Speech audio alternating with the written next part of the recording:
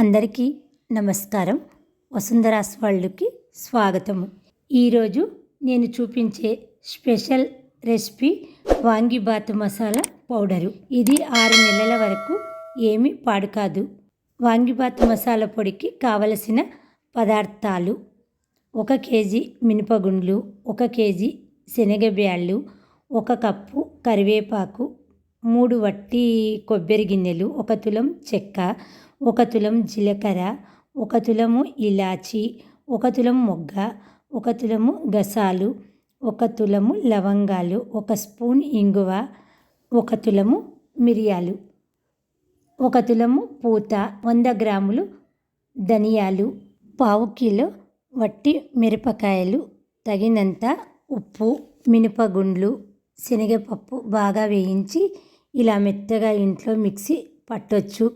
నేనైతే ఇక్కడ పిండి మిషన్లో గ్రైండ్ చేయించాను. ఇప్పుడు మసాలాలు అన్నీ వేయించుకోవాలి. ఒక పాన్లో యాలకులు, మొగ్గ, లవంగాలు, మిరియాలు, చెక్క వేయించుకోవాలి. ఇవి కొద్దిగా వేగాక పూత, గసాలు, ఇంగువ వేసి వేయించుకోవాలి. ఇంగువ వేశాక ఇల్లంతా బాగా సువాసన వస్తుంది. ఇవి 1 నిమిషం పాటు వేయించాక అన్నీ ఒక ప్లేట్లో వేసి చల్లారనివ్వాలి. తర్వాత అదే పాన్లో ధనియాలు వేయించాలి.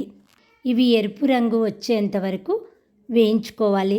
తర్వాత కొబ్బరి కూడా ఎరుపు రంగు వచ్చేంత వరకు వేయించుకోవాలి. కొబ్బరి సపరేట్ ప్లేట్లో తీసుకోవాలి.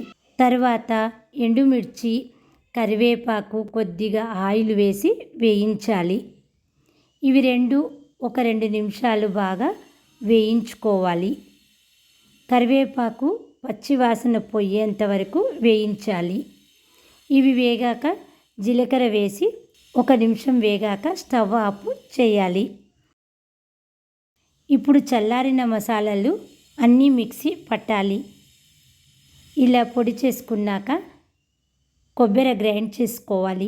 కొబ్బరి గ్రైండ్ చేసుకున్నాక ఎండుమిర్చిలో ఉప్పు వేసి గ్రైండ్ చేసుకోవాలి.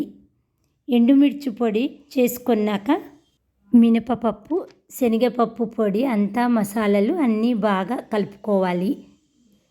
ఎండుమిర్చి అన్నీ ఒకేసారి పట్టలేదు, జారులో 2 సార్లు వేసాను. ఇలా అన్నీ బాగా కలుపుకున్నాక అంతా మళ్ళీ ఒకసారి మిక్సీ పట్టుకోవాలి. అంతే, గుమగుమలాడే వాంగిబాత్ మసాలా పొడి రెడీ. ఈ పొడి కర్రీస్లో కూడా సాంబార్కు వాడుకోవచ్చు. Thanks for watching.